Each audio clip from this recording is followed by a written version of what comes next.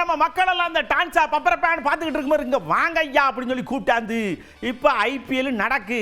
Super kings முதல்ல ஜெயிச்ச உடனே கொண்டாண்டாவ 2 மேட்சும் தோத்து போச்சு. எல்லாரும் சொங்கின்னு ஆயிட்டாங்க. அந்த சொங்கின ஆனதை உற்சாகப்படுத்துறதுக்கு என்ன செய்யலாம்? சிஎஸ்கேல என்னென்ன மாற்றத்தை கொண்டு வரலாம்? பந்த வானத்துணைக்கு அடிக்க மாட்டேங்கிறாப்பா, தரையோட தரையா உருட்டுதாங்களேன்னு எல்லாரும் கம்ப்ளைண்ட் உண்டுதாங்க. நீங்கள் ஏதாவது ஐடியா இருந்தால் சொல்லுங்கள், சிஎஸ்கேட்ட சொல்லி போட சொல்லுவோம்னு கேட்டோம். நோட்ஸ் மட்டும் இல்லைங்க, எழுதி கொடுக்காங்கல்ல பதிலா. ஆக்சுவலாக ஏன் அந்த 2 மேட்ச் அவங்க லாஸ் பண்ணாங்க அப்படின்னா, சரியான ஓப்பனிங் காம்பினேஷன் வந்து இன்னும் சூட்டடாக ஆகலை. ஃபர்ஸ்ட் ஓப்பனிங் பேட்ஸ்மேனை வந்து நல்லா இருக்கிறாங்கன்னா ரன் நல்லா வரும், ஜெயிக்கிறதுக்கான நிறைய வாய்ப்பு இருக்கு. இறங்குறாங்க, ஒரு 4 அடிக்கிறாங்க, 6 அடிக்கிறாங்க, அவுட் ஆயிடுறாங்க.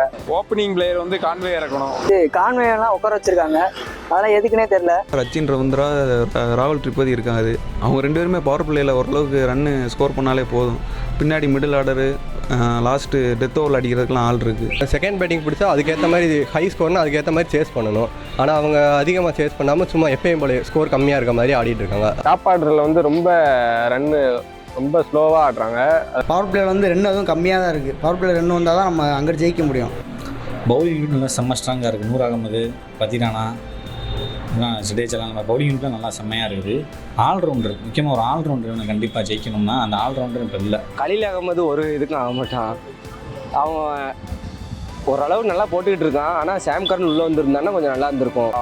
பவுலிங் இருக்குது, பேட்டிங் இல்லை. சிஎஸ்கேல பவுலரை கொஞ்சம் மாற்றணும். ஃபீல்டிங் வந்து அந்த அளவுக்கு இல்லைங்க.